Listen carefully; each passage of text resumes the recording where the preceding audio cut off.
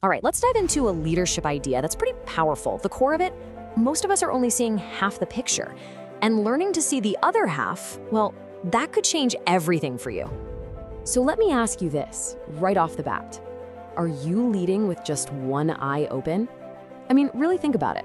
Is there a whole other way of seeing things, a more powerful way that you're just missing out on?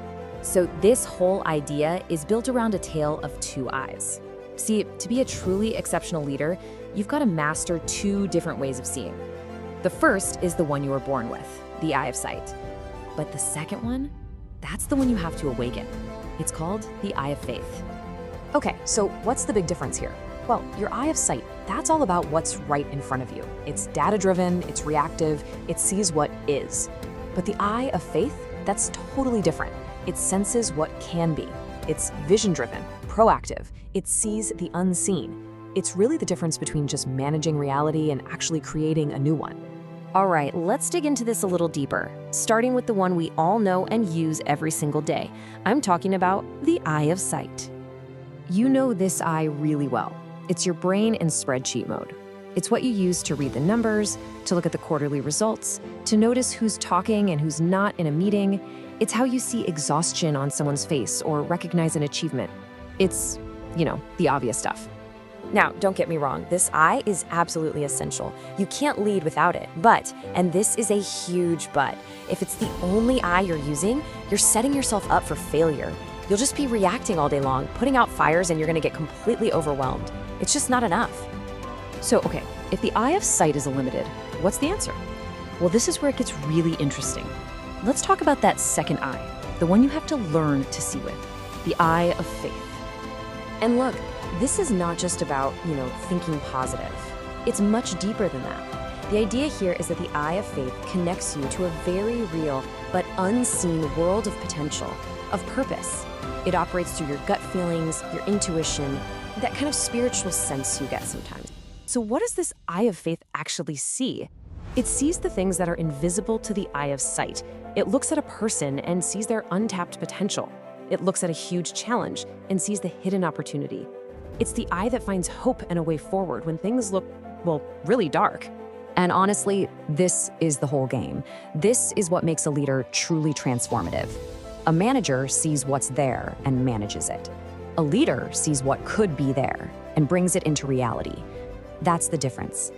Okay, I know what you might be thinking. This sounds a little out there, right? A little abstract?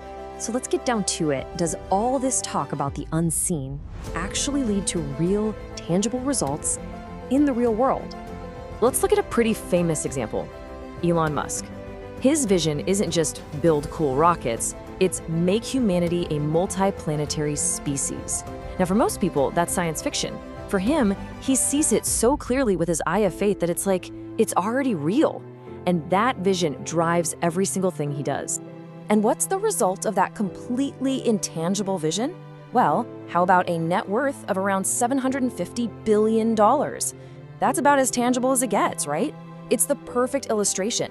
The unseen vision creates the seen result. But this isn't just for billionaires shooting for Mars. It works on a much more human level. Think about this. Imagine you're a leader and you sit down with someone on your team who's just struggling. And you say to them, look, I can tangibly sense your incredible potential. Let's work together to help you see it clearly. You're using your eye of faith to see something in them that they can't see in themselves. And by doing that, you can literally unlock it. So you see, the consequences of which eye you choose to look through are just massive.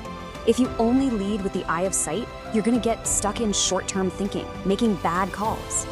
But when you lead with the eye of faith, man, that's when you unlock creativity, optimism, hope. You bring out the absolute best in everyone around you. Okay, so this brings us to the most important question of all. How do you actually do this? How can you start to awaken your own eye of faith? Let's talk about a practical exercise. It's a really simple practice, just 4 steps. So next time you're facing something negative or frustrating, step 1, just stop, pause. Step 2, go quiet. Take a breath, calm yourself down. Step 3 is the big one. Ask yourself, through which eye am I looking at this right now? And then, step 4, deliberately shift. force yourself to imagine how the eye of faith would see this exact same situation. The person who came up with this has a little trick, a personal mantra they use. Whenever things get tough, they just say to themselves, "It is going to work out beautifully."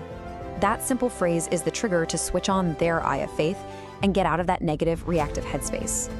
And that's really the key for you too. You've got to find your own triggers. Maybe it's a phrase like that. Maybe it's just taking a walk or a few seconds of quiet.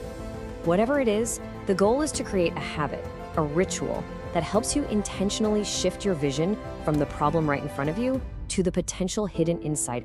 So let's end with this. I want you to really think about it. What would become possible for you, for your team, for your whole organization if you started leading with both eyes open? Not just seeing what's right in front of you, but leading with a powerful, clear vision of what can be.